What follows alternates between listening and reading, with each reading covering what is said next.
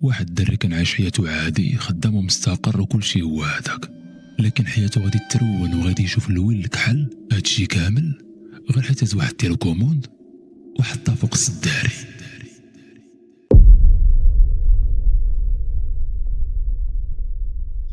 السلام عليكم الخوت، كي دايرين؟ لاباس عليكم؟ كنتمنى تكونوا كاملين بخير وعلى خير. ما تصوروش هاد النهار شحال راني متحمس باش نعاود لكم هاد القصه هادي، حيت هاد النوع ديال القصص كيعجبوني بزاف، خصوصا دوك القصص اللي كيكون فيهم الغموض وشي حاجه اللي ما مفهوماش.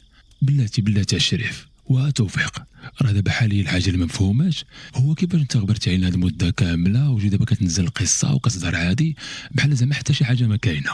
غير صبروا واحد شويه وغادي نعاود لكم كل شيء. ما كما نخبي لكم الاخوان، كنت مشغول بزاف مع الخدمه، وملي ساليت وبغيت نسجل لكم واحد القصه من الزهر غادي نطيح بواحد المرضى اللي خايبه، وبقيت مده طويله ما قعدتش فيها الراس. ولكن الحمد لله دابا رجعت مزيان وانا رجع باش نعاود لكم القصص. واخا ما عرفتش صراحه كيفاش كنتو عايشين في اليوتيوب بلا بيا، وكيفاش كنتو كتدخلوا اليوتيوب ما كتلقاونيش انا كتفرجوا فيا. انا شخصيا اللي كنهضر معاكم فاش كندخل اليوتيوب ما كنلقاش راسي منزل شي قصه كنعاود نخرج بحالي. وشكرا بزاف لكاع الخوت اللي صيفطوا ليا وطمنوا عليا وهضروا معايا، شكرا بزاف من القلب. وبالنسبه للناس اللي كيشوفوني اول مره، مرحبا بكم، وما تنساوش ديروا واحد ابوني باش نكبروا هاد العائله كاملين ان شاء الله، وما نطولش عليكم اكثر. ويلا نبداو القصه ديالنا. وتيقول مول القصه سميتي خالد، وباش نحطكم في السياق ديال القصه وتعرفوا كيفاش بدات هاد الكارثه، خاصني نرجع بكم لواحد الوقت اللي كانت حياتي مستقره وهاديه لواحد الدرجه ما تصوروهاش. وبحكم الخدمه ديالي والمجال فاش خدام، غادي تفرض عليا انني نمشي نخدم في واحد المدينه اللي بعيده على المدينه اللي انا كنسكن فيها. وكانت هذه المدينه بعيده لدرجه انني ما نقدرش نمشي ونرجع في الويكاند بلا ما نتهلك وضيع عليا الوقت. وداك الشيء علاش غادي نتفق انا ومالين الدار باش انني غادي نمشي ونستقر في ديك المدينه هذه، نكون عايش بوحدي ونتحمل المسؤوليه ديالي. وبالفعل داك الشيء اللي كان، غادي نمشي لديك المدينه. وتخيلوا معايا، بقيت عايش فيها 7 سنين. 7 سنين وانا كنفطر بوحدي، كنتغدى بوحدي، وفي الليل كنرجع وكنعس في واحد الدار اللي خاويه وما فيها حتى شي واحد. وانا بطبعي واحد الانسان اللي انطوائي، يعني ما عنديش مع الناس بزاف نتعرف عليهم، وكثرت الخروجات وكثرت القهاوي وكثرت المعارف.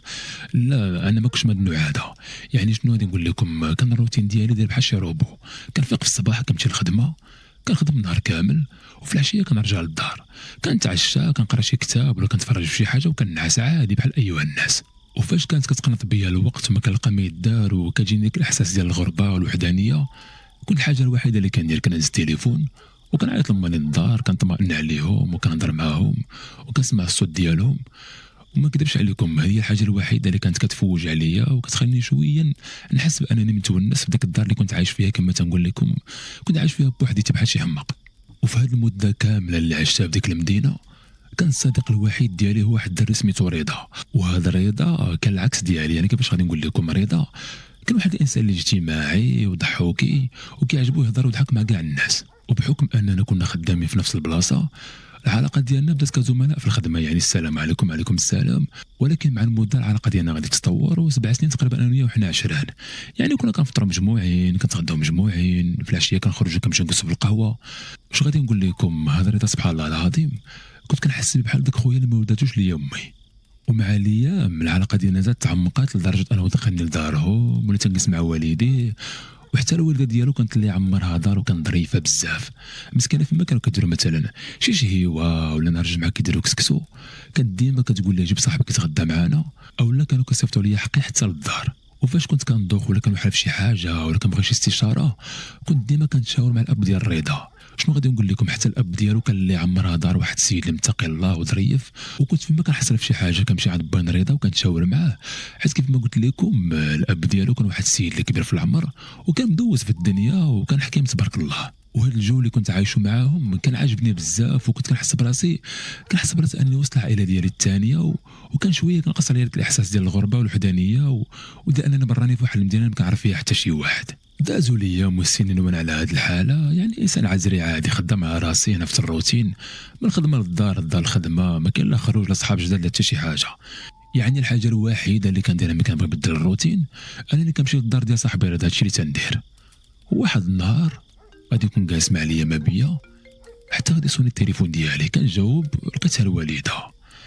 هضرت معاها السلام عليكم. وعليكم السلام، كي دايره الوالده؟ لاباس عليك؟ كي دايره ولدي؟ وشحال مسكينه وهي كتسول فيا وكتدعي معايا وما خلات ما قالت ليا، حتى لواحد اللحظه اللي غادي تقول لي واحد الهضره اللي غادي تبدل لي هذا الروتين ديالي كامل وتخليني ننسى كاع داك الغبنه اللي دازت عليا السنين كامله. الوالده غادي تقول لي باللي اختي الصغيره اللي هي اخر العنقود واللي هي المفشه ديالنا قالت لي بان خدات الباك ديالها وراه دفعت واحد الجامعه اللي كاينه في هذه المدينه اللي انا ساكن فيها وراها تقبلات.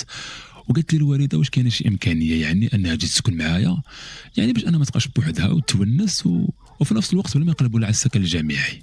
انا ديك الساعه بلا ما نفكر جوج ديال المرات كنت غادي نطير بالفرحه وقلت لها الله ودي الوالديك هو النهار كبير عندي، انا ما كرهتكمش كاملين جيت تسكنوا معايا هنا وتونسوني وتعمروا عليا الدار. هذيك الوالده راه اختي واحسن حاجه هي انها جيت تسكن معايا، حتى انا خاطني شي واحد اللي يونسني ويعمر عليا الدار وكوني هانيه الوالده، غنتهلا فيها وغنديرها في عينيا وغادي نقابلها وما غادي يخصها حتى شي حاجه ان شاء الله. وشنو غادي نقول لكم الاخوان، ديك اختي الصغيره كانت عزيزه عليا بزاف وكانت مفشه بزاف وفرحت ليها بزاف حيت حتى هي كبرات وغتكمل قرايتها وغادي تسكن معايا وغادي يخرجوا ليها العينين ديالها بكثره القرايه والواجبات وغادي يدوز الوقت بالزربه وجا القبول الجامعي ديالها. وانا من ديك الساعه وانا كنوجد ليها في البيت ديالها، خديت ليها واحد الناموسيه جديده، خديت ليها الماريو وجدت ليها المكتب فاش غادي تقرا، يعني وجدت ليها كاع داكشي تقدر تحتاجو باش تحس براسها انها مرتاحه وانها بحال راها في دارهم. والنهار اللي جات عندي اختي عاد حسيت بالدار بانها ضوات عليا. كنا كنعيشوا واحد الروتين اخاوي اللي زوين، يعني كنا في الصباح كنفيقوا انا وياها، انا كنمشي للخدمه ديالي وهي كتمشي للجامعه وبلي كنتلاقاو في الدار كنتعشاو انا وياها وكنجلسوا كنبقاو نهضروا ونضحكوا، كتعاود لي كيفاش دوزت نهارها كنعاود لها كيفاش دوزت نهاري. يعني اش غادي نقول لكم، الجو في الدار تبدل 180 درجه ويتحس براسي مونس، يعني مع من نهضر وعندي اختي عايشه معايا. صراحه الجو كان زوين بزاف. وغادي تدوز تقريبا شي شهرين باش جات لعندي اختي، حتى لواحد النهار كنت هضر انا وصاحبي رضا وغادي يعرف بان اختي راه جات لعندي. يعني كان قال لي واحد النهار انا نخرج بالعشيه نمشيو القهوه وقلت له ما عنديش كيفاش ندير نمشي معاك اخويا رضا حيت راه اختي جات لعندي وما نقدرش نخليها بوحدها في الدار. رضا فرح بزاف وقال لي واش اختك جات تسكن معاك؟ والله الا احسن ما درتي اخويا، مزيانه انا خصك تجي تسكن معاك وتونسك، والله الا فكره مزيانه هذه. وقال لي شنو غادي نقول لك، دير واحد الحل صاحبي، دير شنهير واجي انت واختك تغداو معانا، منها انكم تبدلوا الجو ومنها اننا نعرفوها على الوالده ديالي وخواتاتي. انا قلت له بلاش اخويا رضا، بلا ما مرستكم معانا ونعذبكم معانا، شكرا بزاف اخويا حيت قلتي راك بحال درتيها. المهم كنت تقول لي كل مره اجيو عندنا وانا كنت كل مره كنلقى شي حجه وكنتهرب منه باش انا ما نمشيش عندهم للدار. حيت شو غادي نقول لكم، انا راني يعني كنعرفهم 7 سنين هادي وكنت دائما كنمشي لعندهم حيت رضا راه صاحبي ودائما كنمشي، يعني مولفين عليا. ولكن جاتني شويه ثقيله انني دختي تما عندهم وهي برانيه وما كتعرفهمش، جاتني قضيه شويه ناقصه. غادي تبقى الامور على هذه الحاله حتى غادي يجي واحد النهار غادي تصوني عليا الام ديال صاحبي رضا.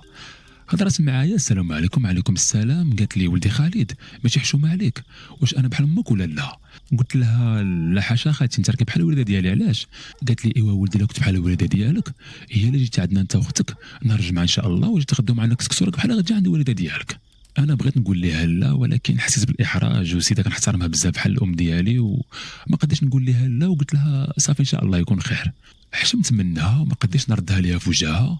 وبالفعل غادي يجي النهار ديال الجمعه وغادي نمشي انا واختي باش نتغداو معاه ونتعرف عليهم. وبالفعل غادي يجي نهار الموعود ومشيت انا واختي للدار ديال الرضا. فاش دخلنا كانوا فرحانين بها بزاف ورحبوا بينا وسلموا عليها. واختي غادي تمشي وتجلس مع خواتات رضا في البيت ديالهم هي والوالده ديالو، وانا وصاحبي رضا بقينا جالسين في الصالون. هاد الصالون بالضبط اللي كانت فيه واحد الحاجه اللي غريبه وصراحه ما عمري ما رديت ليها البال. رضا كنا فيما تنجلسوا في هذاك الصالون ديما تيقول لي نفس الهضره، تيقول لي شوف خالد خذ راحتك اخويا في الصالون جلس كيما بغيتي تقلب فيه كيما بغيتي، الا بغيتي تلعب فيه التراكسيون كاع ما عنديش مشكل، ولكن اخويا كنوصيك بحاجه وحده، الشيء اللي لقيت راه هو في الصالون اياك ثم اياك انك شي نهار تفكر انك تمشي وتجلس تما. انا كنت كنشوف داك القاس ديال الصالون كيبان لي عادي، يعني ما فيه شي حاجه اللي مبدله، شي حاجه اللي كتدخل الشك ولا شي حاجه اصلا كتبين انك البصره خطيره. كانت الهضره ديالو ديما كتجيني غريبه ولكن كنت كندوزها بشويه ديال الضحك. كنت كنقول واقيلا السيد راه موسوس ولا يمكن تقدر يكون مخبيين تما شي حاجه اللي تساوي الثمن. ما علينا، انا اصلا ما عمري ما قررت لك البلاصه هذيك وما عمري ما فكرت اني نجلس تما. ولكن في ذاك النهار وحنا جالسين وكنتسناو الغدا باش يتحط، ناض صاحبي رضا وجاب الطبله ونزلها ومشى للكوزينه وجاب الماكله، حيت ذاك النهار كنا غنتغداو انا وياه بوحدنا، واختي غير تغدى هي وخواتاتو والام ديالو بوحدهم في البيت. ما علينا، انا نضت كيف ما كنقول لكم، انا كنت مداصر مع صاحبي رضا، يعني نضت وديك السداري اللي كنا غنجلسو فيه ونتغداو عليه بقيت يعني كنخملو، كنت كنهز داكشي اللي كان تما منزل على السداري باش ملي يجي صاحبي رضا نلقاو فين نجلسو. ومن بين الحوايج اللي كنت هزيتهم رميتهم وما رديتش ليهم البال كانت هي التليكوموند ديال التلفازه ديالهم، كنت هزيتها بلا ما نحس ورميتها وما عرفتش فين طاحت. صافي تغدينا الامور كانت عاديه، كلشي مزيان كلشي هو هذاك، وكلينا الحلوى. والساعه اللي صاحبي رضا عاوتاني انا كنجمع الطابله وكيدي داكشي للكوزينه، انا بغيت نشعل التلفازه باش نتلهى شويه، كنقلب على التليكوموند ما لقيتهاش، وفي ديك الساعه عاد كنستوعب انني رميتها بداك القنت اللي قال لي صاحبي رضا ما عمري ما نقرب ليه. شفت القنت ديال الصالون كتبان لي التليكوموند منزله في ديك البلايصه، ونسيت تماما التحضير ديالو انه كان ديما كيوصيني باش ما نقربش في ديك البلاصه هذيك وما نجلسش تما. ولكن انا كنشوف التليكوموند قدامي وخاصني نهزها باش تعاد التلفازه، بقيت كنشوف ديك القنت ديال الصالون كيبان لي عادي، يعني قلت شنو غادي يوقع كاع، غادي نمشي نهز التليكوموند غنشعل التلفازه وغادي نرجع لبلاصتي. وتما غادي توقع اول حاجه غريبه وكتخلع في اللحظه اللي غادي نحني ونبغي نهز فيها التليكوموند.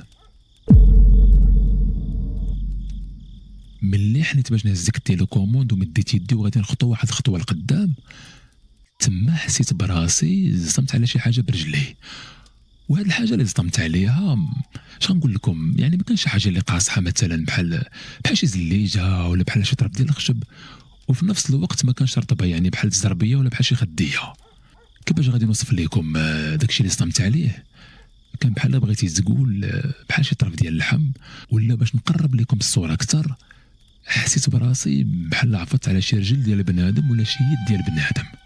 داك الاحساس كان غريب بزاف.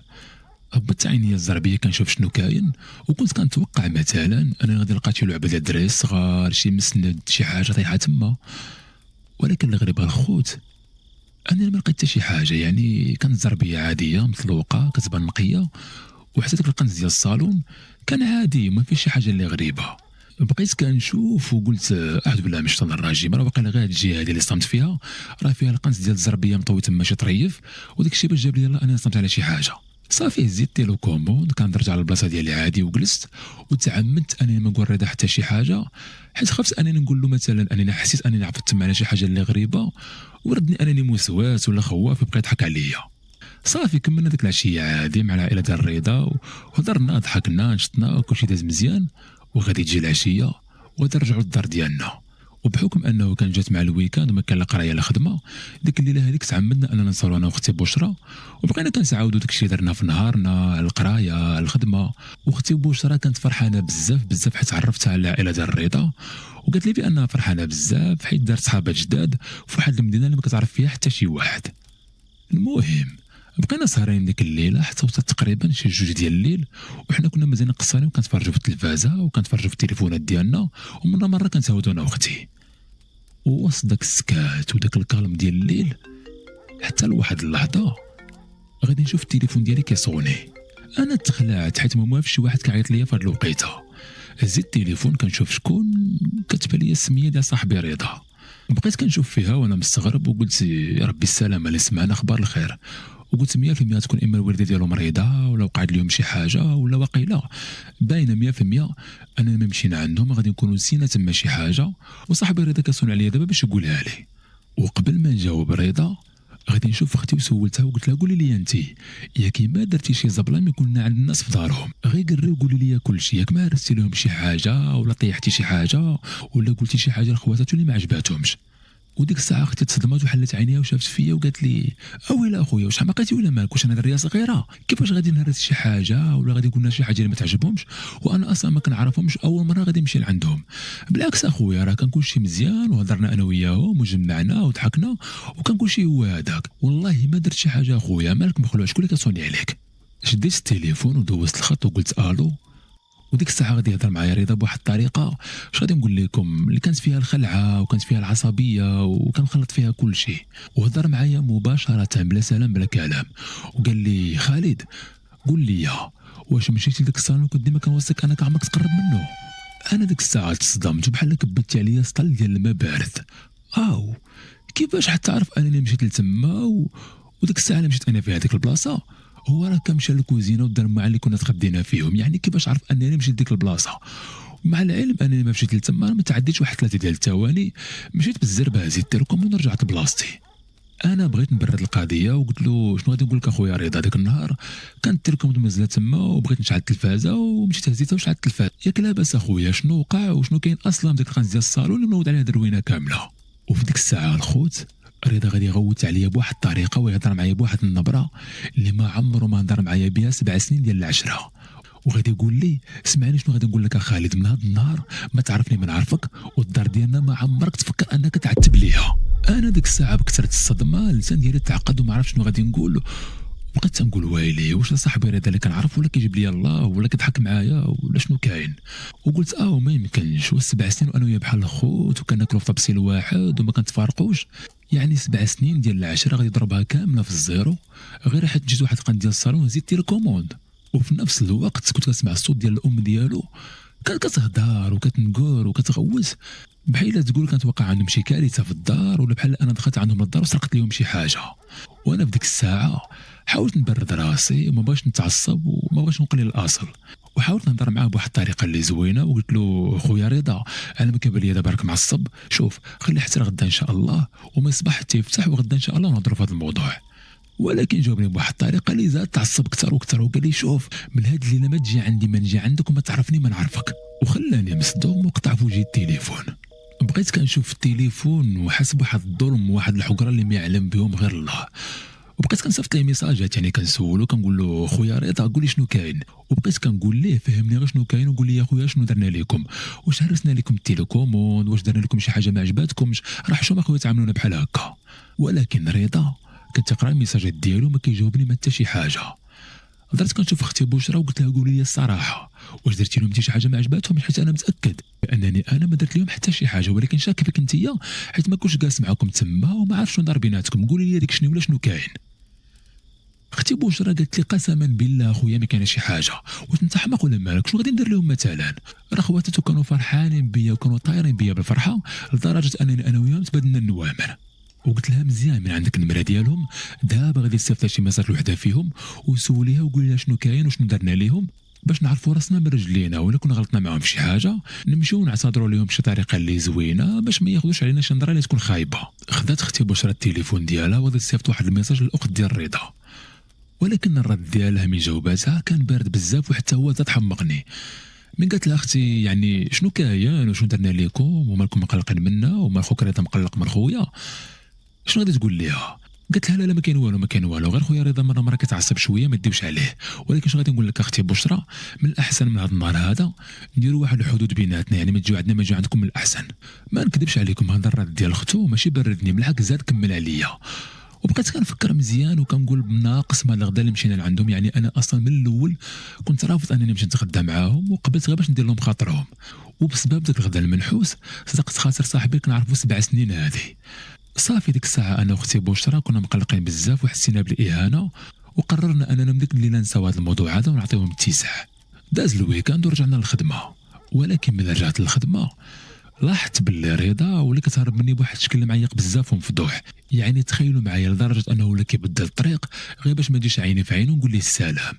وانا شي جاني غريب بزاف حيت انا وياه كنا صحاب وبحال الخوت، المهم كنفطروا مجموعين كنصلي مجموعين كنتغداو مجموعين، في العشيه كنشربوا قهوه انا وياه، بالليله والنهار غادي يتبدل كل شيء هادشي ما تدخل ليا لراسي. وديك الساعه قررت انني غادي نمشي عنده حتى لدارهم وغادي نهضر معاه وغنتصالح معاه، حيت صراحه الاخوان ما دوتش انا وياه قليل، يعني السيد كنقول لكم راه بحال خويا ووقف معايا في اوقات ديال الشده وكان ديما كيونسني وكيعاونني في اي حاجه، والدي راهم بحال والديا ودارهم بحال دارنا، يعني مبغاش نخسر واحد الصديق بحال هذا على ود واحد التقليقه اللي ما عارفش انا اصلا شنو هو السبب ديالها. وديك الساعه طاحت عليا واحد الفكره، قلت واقيلا يعني ديك النهار ملي زيد داك التيليكوموند ورميتها بديك الطريقه العشوائيه راه واقيلا تهرسات وانا ما رديتش البال، ورضا بقى فيه الحال على التلفازه ديالو. وشنو درت؟ مشيت للسوق وخديت واحد التيليكوموند نفس الماركه ديالهم وديتهم جيت عنده حتى للدار باش نصالح معاه. وصلت للدار ديالهم كندق في الباب وما غادي يفتح ليا غير رضا. الساعه فاش خرج في الاول كان الوجه ديالو عادي حيت كان باقي ما شافنيش، ولكن غير جات عينو في عينيا وشافني الدري جو تخطف ولا صفر وبحال كان خايف بزاف، بلا ما يهضر بلا ما يتكلم شدني من يدي وبقينا غاديين واحد المسافه طويله حتى بعدنا على الدار ديالهم، وقفنا باش نهضروا. وفي ديك الساعه انا بغيت نزرب عليه ونصلح القضيه باش مابقاش معصب عليا، وقلت له شوف اخويا رضا حنا راه بحال الخوت، واسمح لي بزاف بزاف على داك النهار هذاك، وانا راني ما قصدتش اني نهرس لكم التيليكوموند، وها هي وحده بحالها واسمح لي بزاف ونبينا عليه السلام. وفي ديك الساعه رضا غادي يشوف فيا بواحد الشوفه اللي فيها العصبيه وفيها الخوف، وقال لي اسمعني شنو غادي نقول لك اخويا، راك حيت انت عزيز عليا علاش كندير انا هذا الشيء كامل. شوف من الاحسن اخويا من هذا النهار هذا ما تعرفني ما نعرفك، وما تجي عندي ما نجي عندك، انا مزوق فيك اخويا لا معطيني اتساع. من هذا النهار انا وياك صحاب في الخدمه، وما تعرفني ما نعرفك، وما تعيط لي ما نعيط لك، وما عمرك ما تجي عندي لدارنا صافي. ونزيدك واحد الحاجه، التيليكوموند ديالنا راها مزيانه وما مهرسه ما فيها حتى شي ضربه، غير من الاحسن اخويا اعطيني اتساع وانت شد التقار ديالك وانا شد التقار ديالي، ومن هذا النهار ما عمرك ما باقي تجي عندي صافي. قال لي هاد الهضره هادي ودخل دارهم وسد الباب وخلاني واقف وانا مبلوكي والراس ديالي فيه 100 سؤال وسؤال. وكنت كنفكر وكنحاول لقاش تفسير منطقي لهذا الشيء اللي واقع، ولا كنحاول نفهم شنو كاين. ولكن قسما بالله الخوت قسما بالله الا الدماغ ديالي حبس والراس ديالي كان غادي يتفرقع وانا ما فاهم حتى شي زفته من هذا الشيء اللي واقع. رجعت للدار ديك الليله وكنت عيان ومدقدق ومبربز ومع الخدمه والتماره وهاد التمشغيل ديال صاحبي رضا وهاد المشاكل، كنت باغي غير نعس ونحط راسي على الوساده ونرتاح. ومع كندخل للدار كنلقى الضوء كاملين طافين وكان السكات والكالم، يعني اختي بشرى كانت ناعسه.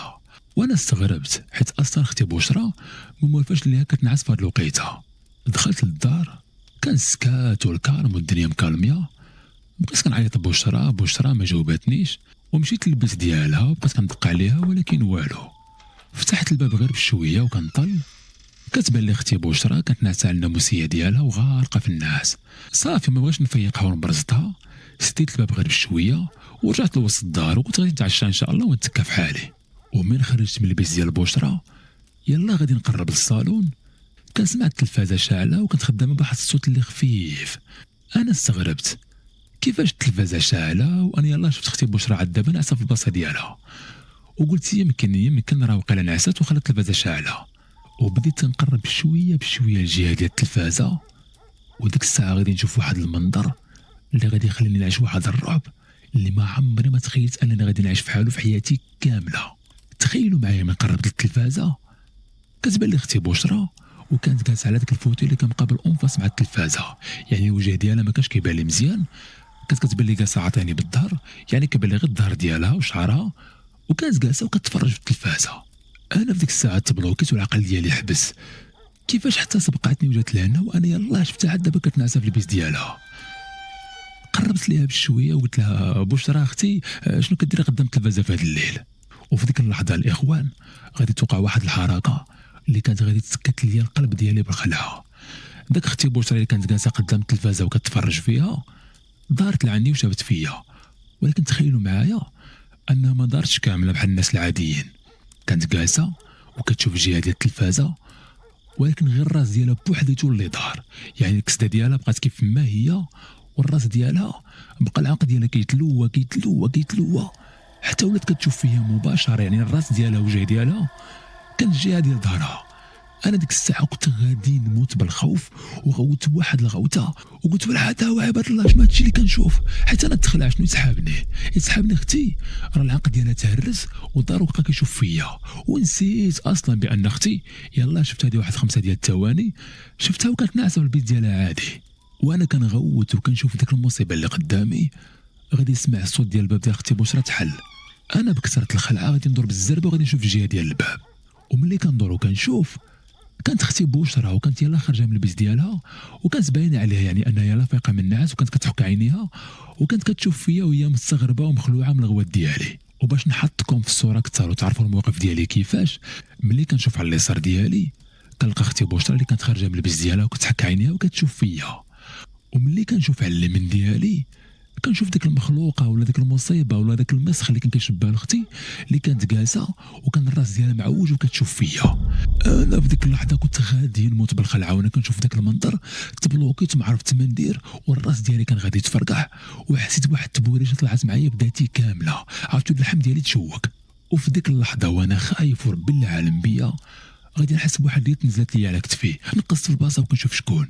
وملي هضرت كانت اختي بشرى اللي خرجت من البيت وكانت كتشوف فيا وهي خايفه من رده الفعل ديالي، وشافت فيا وقالت لي خويا خالد ياك لاباس شنو كاين، واش مرض ولا مالك؟ انا ديك الساعه تلفت وما عرفت باش نجاوبها، ما عرفت ما نقول. شنو غادي نقول ليها؟ غادي نقول لها راني عاد دابا شفتك كنتي جالسه في الصالون وكان الراس ديالك معوج وكتشوفي فيا. وفي ديك اللحظه ملي كندور عينيا وكنشوف الجهه ديال الفوتوي، لقيت ديك المخلوقه اللي كانت جالسه تما لقيتها انها غبرات وما بقاش الاثار ديالها. بقيت مصمم في بلاصتي وانا كنشوف ديك البلاصه اللي كانت جالسه فيها ديك المخلوقه اللي كتشبه لاختي. كنت خايف بزاف والعرق هابط معايا وقلبي كان كيضرب بالجهد. واخا بيناتنا ديك البنت ما عرفتهاش فين غبرات، بحال تقول تبخرات فرمشت عين. اختي بشرى مسكينه كانت واقفه حدايا وكانت شاده لي في يدي وهي مخلوعه، وكانت كتقول لي خويا خالد مالك كيبان لي وجهك صفر، واش مريض، واش شفتي شي حاجه؟ انا بديك الساعه تبلوكيت وما عرفت ما نقدم ما عرفت ما نوخر. شنو غادي نقول ليها؟ غادي نقول لها انني شفت واحد البنت كتشبه لي جالسه تما. ديك الساعه غادي تسكت لها القلب في مره، حيت اختي مازال بنيتها صغيره وما عندهاش تجربه وهي غير بنت، واغلبيه الاوقات كتكون بوحدها في الدار. يعني مثلا الا قلت لها شي حاجه بحال هذه راه غادي نكمل عليها في مره وغادي نسكت ليها الحجره. بلعت الريق ديالي وشفت فيها وحاولت ندير واحد الابتسامه الاصطناعيه باش ما نبين لها حتى شي حاجه وما نخلعهاش اكثر. وقلت لها لا لا اختي ما كاين والو، ما كاين حتى شي حاجه، غير ما كيبان لي اختي راه طاح لي الطونسيون راني عيان شويه وكنت كنتخيل شي حاجات ما كاينينش. كوني هانيه اختي ما كان حتى شي حاجه. شوفي غير سيري دابا انت لبلاصتك وارتاحي ونعسي، وانا دابا غادي نمشي للكوزينه غادي نشرب واحد الكاس ديال الماء وغادي نتكا في حالي. وبطبيعه الحال انا داخليا راني ما مقتنع بحتى شي كلمه من داكشي اللي قلت ليها، راه كنبرد على راسي وكنبرد عليها حتى هي. بغيت يعني نقول لها هادشي هذا باش ما نكبرش الموضوع اكثر ونخليها خايفه اكثر من القياس. صافي دخلت هي البيت ديالها باش تنعس، وديك الساعه انا غندخل البيت النعاس ديالي وتكيت على الناموسيه وبقيت كنشوف السقف وكنفكر في هادشي اللي وقع ليا دابا. وقلت راه واقيلا بصح، راه مع الستريس والعيا والمشاكل راني واقيلا كنتخيل شي حاجه ما كايناش. غادي نتكى على الناموسيه وغمضت عيني وكنت في ديك المرحله اللي كتكون ما بين الفياق والنعاس. غمضت عيني وداني النعاس حتى لواحد اللحظه كنحس بشي تصرفيقه ضربتني لوجهي با. انا مخلوع مع في راسي باش تبليت كنشوف مع جنابي تقول اعوذ بالله من الشيطان الرجيم، وانا مازال ما استوعبتش واش كنحلم واش هادشي بصح. كتولي تجيني واحد التصرفيقه واحده اخرى طاق الحنك الثاني عاوتاني. نقصت من بلاصتي وجلست على الناموسيه وبقيت نقول بسم الله الرحمن الرحيم اعوذ بالله من الشيطان الرجيم بسم الله الرحمن الرحيم اعوذ بالله من الشيطان الرجيم. كانوا جوج تصرفيقات الخوت متتابعين والمسمن ديالو الصح. انا قلت مع راسي في الاول يعني التصرفيقه الاولى واقيلا كانت خايل ولا تنحلم، ولكن ما جات فيها التصرفيقه الثانيه كانت قصح من الاولى لدرجه انني كنت كنحس بالسخونيه ديالها في حنكي. غادي شعضو ديال البيت بالزربه وبقيت كنشوف على اليمين كنشوف على اليسار، البيت خاوي ما فيه حتى شي واحد، واصلا الباب ديال البيت ديالي كان مسدود. اقسم بالله كنت غادي نحماق وما عرف شنو غادي ندير في هذا الليل هذا، واختي مسكينه ما باغي نقول لها حتى شي حاجه باش ما نخلعهاش. بقيت جالس وانا غادي نموت بالخوف وما عارف شنو واقع لي، واش بقيت كنحماق واش هادشي بصح واش هادو جنون واش ما هادشي هذا. قسما بالله الاخوان الا كنت في واحد الحاله اللي ما نتمنى حتى شي واحد يدوز منها. وبكثرة الخلعه ما قدرتش نبقى جالس ببيتي، غادي نمشي للصالون وشعلت الضوء كاملين وبقيت حاضي جنابي وانا خايف من اي حاجه تقدر توقع لي، وغادي نبقى على ديك الحاله حتى طلع الصباح وجات الوقيته ديال الخدمه. وبطبيعه الحال باش طلع النهار غادي نمشي للحمام باش نغسل وجهي. وقفت قدام المرايه كنشوف راسي مزيان وتما كانت الصدمه. تخيلوا معايا الاخوان كانوا الحنوك ديالي اللي تصرفقت فيهم كانوا بجوج بهم منفوخين، بحالاش غادي نوصف لكم، بحال تقول بحال عادني نحل في وجهي، بحال تقول شي حاجه كبيره ضربتني ولا شي قصيده، يعني وجهي كان معوج كامل ومنفوخ. واللي زاد خلعني اكثر راه ماشي هي الضربه، اللي خلعني اكثر هو الاثار ديال التصرفيقه اللي كانت على وجهي. يعني داك لاطراس ما كانش مثلا بحال لاطراس ديال الصباع ديال بنادم، لاطراس اللي كان في وجهي كان على شكل دائري، بحال بغيتي تقول شي حاجه مكركبه ومدوره وغليظه هي اللي ضربتني لوجهي. وتما غادي يتلف ليا البغل. بقيت جالس قدام ديك المرايه بحال شي حماق وكنشوف في راسي وكنقول يا ربي السلامه شنو هادشي واقع ليا. اصلا انا البلاصه اللي كنعس فيها ما كاينش مثلا فوق مني شي حاجه كنزلها ولا مثلا شي ديكورات فوق راسي اللي يقدروا يطيحوا على وجهي ويديروا لي الاثر هذا. يعني فوق مني ما كاين حتى شي حاجه، يعني جوج تصرفيقات ولا جوج مسمنات من جاوني في ذاك الليل. خرجت من الدوش ومع الخرجه غادي نتلاقى مع اختي بشرى. كي شافتني شاقات وقالت لي خويا خالد مالك ياك لاباس، مال وجهك داير بحال هكا، مال وجهك كامل منفوخ شنو كاين؟ انا ما بغيتش نخلعها وقلت لها لا اختي ما كاين حتى شي حاجه، ما كاين حتى شي حاجه، غير البارح خرجت على برا وكانت شي حاجه دارت لي حساسيه في وجهي، داك الشيء علاش وجيت نبغي بحال هكا. صافي صدرتها غير بالعقل وغادي نمشي للخدمه. ومع وصلت للخدمه اللي شافني دوك الناس اللي خدامين معايا كتبجي عندي مالك اخويا خالد شنو واقع عليك ياك لاباس ما وجهك منفوخ ما وجهك احمر. اللي شافني كيجي يسول وكنت كنجاوبهم بنفس الجمله، حقا كانت شي حاجه دارت لي حساسيه في وجهي وتنفخ. ودوك الناس اللي خدامين معايا فاش كنت نقول لهم هاد الهضره هادي كانوا كيثيقوا بها، الا واحد السيد اللي كان واقف بعيد وحاضيني وما كانش مقتنع نهائيا بديك الهضره اللي تنقول للدراري. وبطبيعه الحال راكم عرفتوا شكون هو صاحبي رضا.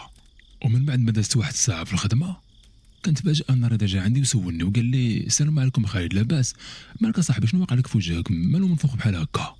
انا شفت فيه وكنت متردد واش نعاود ليه الصراحه والحقيقه داكشي اللي وقع لي البارح في الليل ولا نصدرو حتى هو كما صدرت كاع الناس. ولكن ملي تفكرت ديك المعامله اللي كان عاملني اخر مره وديك الدوره ديال الزمان اللي كان دار فيا قررت اني ما نقول له حتى شي حاجه. وقلت له لا والو خويا رضا، غير البارح خرجت عشيت على برا وعلى ما كيبان لي كاين شي حاجه ضراتني وهي اللي دارت لي هذه الحاله. رضا شاف فيا ولكن بحال هكا ما اقتنعش بالهضره ديالي وبغى يجبد معايا الموضوع اننا نهضروا في شي حاجه واحده اخرى. ولكن انا سديت عليه الباب وقلت له يلاه بسلامه اخويا غادي نخليك خصني نمشي في حالي. واصلا انا في ديك الساعه كنت عيان ومدمر وهز الهموم ديال الدنيا فوق كتافي وخصوصا ما كنتفكر داك الشيء اللي وقع لي البارح. رجعت للدار في الليل وكنت عيان ومهلوك كنقول غير امتى نحط على خديه والناس. صافي دخلت للدار لقيت اختي ناعسه، مشيت للبلايصه ديالي وتكيت وكنت مهلوك بحال تقول واكل العصا. وتلاحيت عند الموسيه ديالي ونسيت كلشي حتى دوك المسمنات اللي فليت البارح. ويلا حطيت راسي على الاستاذ وبدا كيديني النعاس. واحد شويه كنحس بالناموسيه ديالي كانت كتحرك بيا بحال بغيتي تقول شي واحد كان شادها وكان مخدها من التحت. انا بديك الساعه ما نكذبش عليكم الدنيا طلعت لي في راسي وباغي غير نعس وقلت له في خاطري شوف اخويا واللي عجبك ديروا هذه الليله، الناموسيه هرسها ولا جرها ولا زنين وحني مسترجم، انا هادشي كله ما كيهمنيش، انا باغي غير نعس وربي كبير. وداك الشيء اللي كان غير غمضت عينيا في البلاصه غادي يديني النعاس وبقيت ناعس. وديك النعسه كانت حلوه مع كنت عيان ومهلوك. صافي في البلاصه غيبت ما كماش واحد 5 دقائق 10 دقائق حتى غادي نفيق على واحد الصوت. هاد المره اللي كان تيخلع ولكن هاد المره ما فاقش على التصرفيق، لا هاد المره غادي نفيق على الغواز ديال اختي بشرى وكانت كتعيط وكتقول عتقوني عتقوني واخويا خالد عتقني انا مساوقه فيك عتقني. نقص بلاصتي بحال شي حماق ومشيت كانطر عند اختي بشرى باش نعتقها. وفي ديك الساعه اللي غادي نوصل لعندها غادي نشوف واحد المنظر اللي حبس ليا السلوكه ديال دماغي. في اللحظه اللي غادي نوصل كتبان لي اختي بشرى كانت طايحه في الارض وكانوا رجليها مهزوزين للسما بحال تقول شي حاجه كانت كتجرها ولا شي جن ولا شي شيطان كان شادها من رجليها. يعني داكشي اللي كان شادها ما كانش كيبان ليا، كتبان لي اختي ناعسه على ظهرها وكتغوت وكتشعلق بيديها ولكن رجليها كانوا مهزوزين للسما. انا تخلعت بزاف وما فهمت والو. واللي زاد حمقني اكثر ان الباب ديال البارتمان ديالنا ما كاينش في بلاصتو. اقسم بالله الخوت كنشوف في الباب كيبانوا لي الدروج ديال الكولوار اللي مليه، يعني الباب ديال الدار بحال طار من بلاصتو ما كاينش في صفه نهائيه. وغير استوعبت المنظر غادي نمشي كنجري عندها باش نعتقها. وفي البلاصه داكشي اللي كان شادها غادي تطلق ليها من رجليها ولكن ماشي تطلق منها بواحد الطريقه اللي عاديه، يعني بحال بغيتي تقول انه شد ليها رجليها وهزهم حتى السما وخبطوا منها على الارض بحال كان باغي يهرسها بالعاني. بشرى اختي بقات كتغوت بربي الله خلقها بكثره الوجع ومبقاش قادره توقف على رجليها. ديك الساعه غادي نهزها بين يديا وبدات كنجري بها، ركبتها في الطاكسي وديتها للسبيطار. وملي غادي نوصلها للسبيطار وقلبوها ودوزوا ليها غادي يقولوا لي بلي وحده من رجليها راه تهرسات بكثره القوه ديال الضربه. وربي كميه الصدمات اللي تعرضت لهم ديك النهار راه ما كتدخلش لدماغ الاخوان. اول حاجه الناموسيه ديالي بقات كتحرك غير بوحديتها. الحاجه الثانيه انني ما خرج غادي نلقى اختي كتجرجر وكتمسح مع الارض وشي حاجه ما كتبانش كتجرها من رجليها. والحاجه الثالثه هي ان الباب ديال البارتمان ديالنا كان طار من بلاصتو ما عرفتوش فين مشى. وبقيت جالس عند اختي في السبيطار انا كنشوف فيها وهي كتشوف فيا. هي مسكينه ما قادرش تهضر بكثره الخلع اللي فيها وحتى انا ما قادرش نهضر بكثره الصدمه. وبقينا غير جالسين وكنشوفوا بعضياتنا وحنا مخلوعين. ولكن جمعت راسي وهضرت معاها وحاولت نهدنها وقلت لها اختي بشرى انت غير بشويه عليك تهدني وتفكري مزيان وقولي لي بالضبط شنو وقع لك. واخا تقولي لي اللي قلتي انا من ساعه نتيقك اختي غير هضري وخذي راحتك.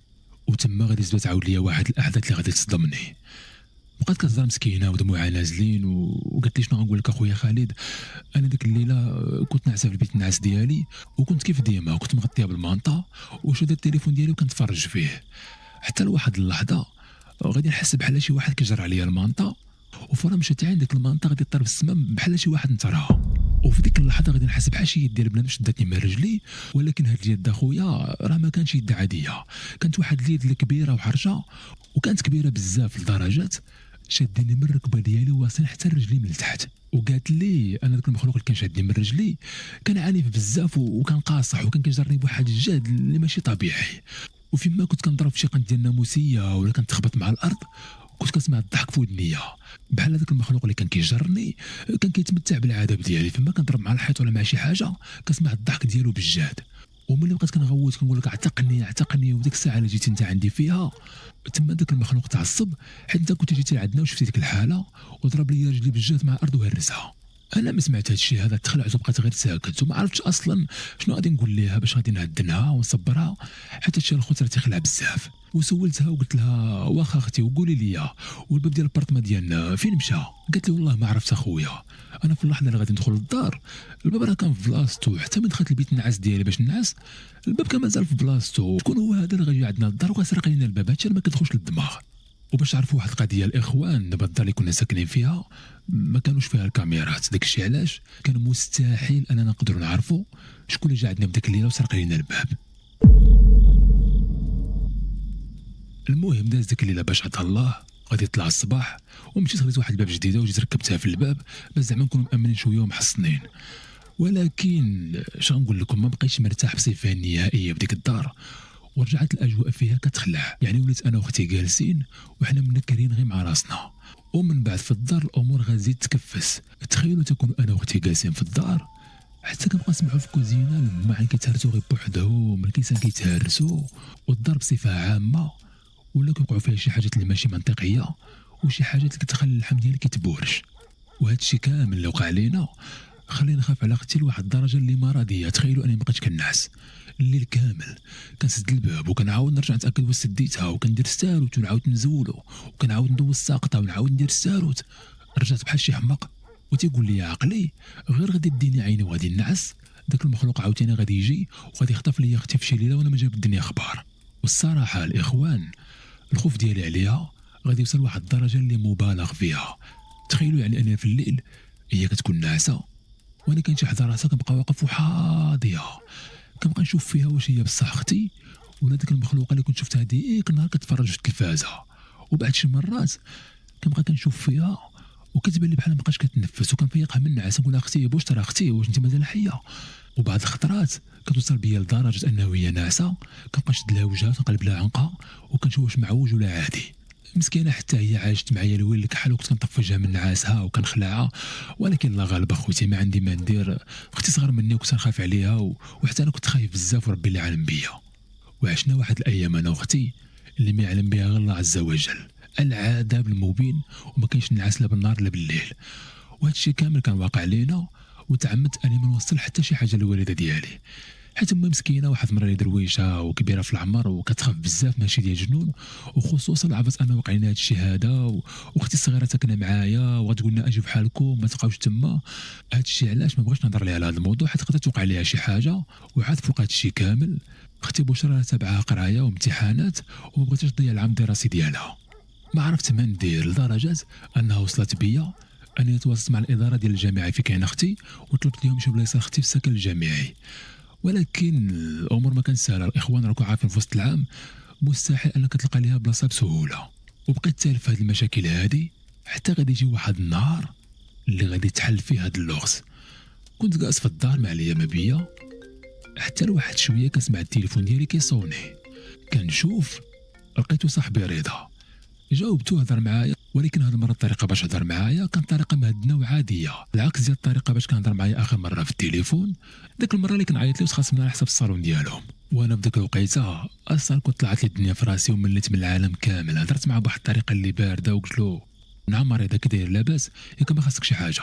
تما رضا غادي يتنهد وقال لي اسمعني مزيان شنو غادي نقول لك اخويا خالد، انا راني كنشوفك في الخدمه وكنشوف الحاله ديالك كي ولات وكتبان لي ماشي هو هذاك وحاس بداكشي اللي واقع لك، وانا متاكد بان داكشي اللي كيوقع لك انت راه كيوقع حتى لختك مسكينه. انا ملي سمعتو كيهضر معايا بهذه الطريقه عرفت حتى راسو كاينه شي حاجه، وقلت له شوف خويا رضا انا كنترجاك كنتي عارف شي حاجه الا ما عاودها ليا وفهمني كل شيء. وقال لي رضا واخا خويا اسمعني مزيان شنو غادي نقول لك، خالد واش عقلتي عليك لقيت في الصالون وكنت ديما كنوصيك ما عمرك تقرب ليه؟ وقلت له خويا عاقل عليه علاش؟ وتما رضا غادي يبدا يهضر وغادي يشرح لي على داك اللغز اللي حمقني هذه المده كامله. قال لي اسمعنا خويا خالد، حنا في الدار ديالنا راحنا عايشين مع عمار البيت اللي هما عمار المكان، وحنا من نهار سكننا في ديك الدار وهما كيوقعوا لنا شي حاجات مع الجنون، شي حاجات اللي ما كتدخلوش للراس. قسما بالله الا كنا كنفيقوا بالليل وكنلقاو العيالات كاسين عندنا في الصالون، ودوك الجنون ما خلينا ما درنا ليهم وتقول واش بغاو يخرجوا لينا من الدار. المهم بقينا كنسولو حتى لواحد النهار غادي نجيب واحد الشيخ اللي كان متمكن، دخل عندنا للدار بقى كيدير شي حركات وشي طقوس. المهم ما عرفتش كيفاش دار حتى قدر انه يتواصل مع العمار ديال المكان اللي عندنا في الدار، وقال لينا بان هاد العمار اللي عندنا في الدار راهم قدامين في هاد الارض وهما كانوا ساكنين فيها هادي الاف السنين، يعني قبل ما نبنيو حتى حنا الدار ديالنا فيها. وقالوا ليه بانهم مستحيل انهم غادي يخرجوا من هاد الدار، وشرطوا عليه باش ما يأذيوناش اننا نعطيهم ديك الجهه ديال الصالون.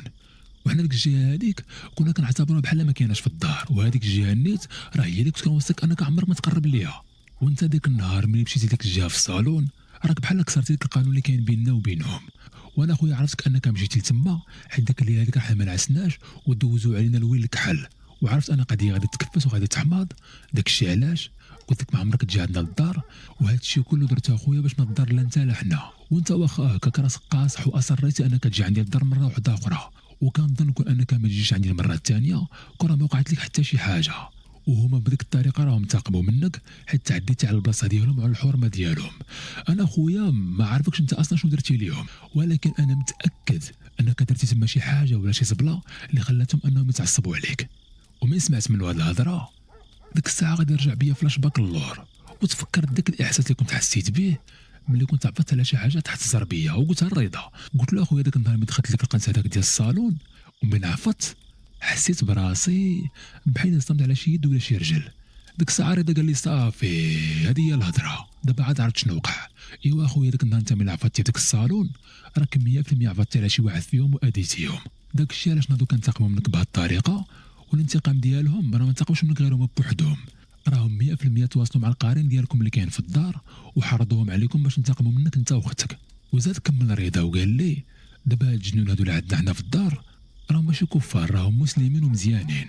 وباقي عاقل واحد المره اننا كنا ندير واحد الحفله في الدار وطلق الموسيقى وكنغنيو وكنشطحوا حتى لواحد الساعه ما عرفناش كيفاش وقع، حتى الدار غادي تشعل فيها العافيه، وديك الباف اللي كنا طالقين منه الموسيقى شعلت فيه العافيه وطرطق. تما عرفناهم انهم مسلمين وما كيبغيوش داك الشيء اللي ما عنده معنى. ومن داك النهار ولينا متعايشين معاهم متاقلمين معاهم.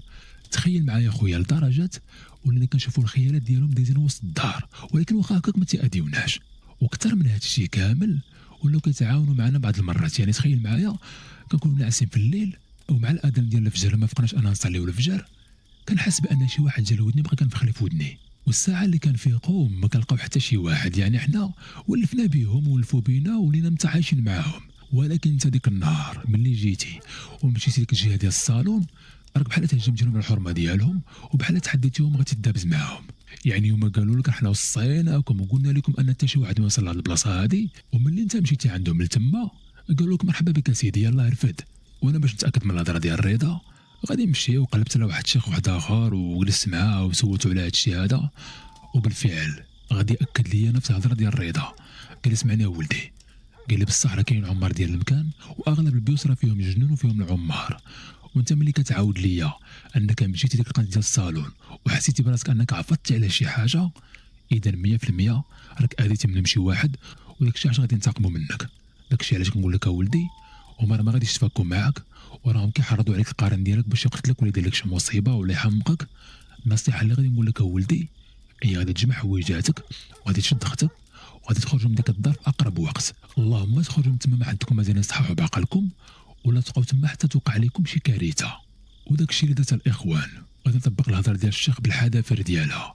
خرجت من ديك الدار ودبرنا في واحد السكينه جديده ودينا حويجاتنا واستقرينا فيها. ومن ديك النهار وليت كنصلي الصلاه ديالي في وقتها وكنقرا قران ومحافظ على الاذكار ديالي وحمدتك يا ربي وشكرتك ما ولات وقعت لنا حتى شي حاجه. اما صاحبي رضا الحمد لله العلاقه ديالنا ولات مزيانه كيف ما كانت وتصالحنا انا وياه يعني وليت كنمشي عندهم عاوتاني لدارهم وكنتلاقى بوالده ديالو بحال عمر شي حاجه ما كانت. واخا هو كان غوت عليا ودار فيا ودار ديك الحاله كامله، ولكن ملي كنشوفهم واحد الناحيه واحده اخرى كتشوف انهم حقه حتى هو. علاش؟ حيت حتى هو دازت عليهم مصيبه كحال مع العمر اللي عنده في الدار، وما قالوا حتى باش ولفوا عليهم مابقاش كيأذيهم. غادي نجي انا كي البغل وما عارف حتى شي حاجه وغادي نطبز ليها عينيها ونوض عليهم المشاكل. ولكن الحمد لله كلشي غادي يدوز ورجع غير معاوده وحنا ولينا صحاب كيف ما كنا. ولكن بيني وبينكم ولات في واحد الفوبيا، وليت نخاف بزاف من البلايص اللي خاويين. وتعلمت واحد الحاجه، هي هذا مره ما يقولك شي واحد شي بلاصه بعاد منها ما تقصحش راسك. راه يقدر يكون ديك السيد هذاك باغي مصلحتك وعارف الكوارث اللي كاينين في ديك البلاصه هذيك اللي انت ما عارفهمش. الاخوان، كنتمنى تكون عجبتكم هذه القصه، وتاكدوا بانكم دايرين ابوني باش ما تفلتوش هذه القصه اللي جايه. والقصه ديالنا سالات ولكن الرعب باقي ما سالا. بسلام عليكم، ونتلاقوا في القصه الجايه ان شاء الله. بسلام عليكم.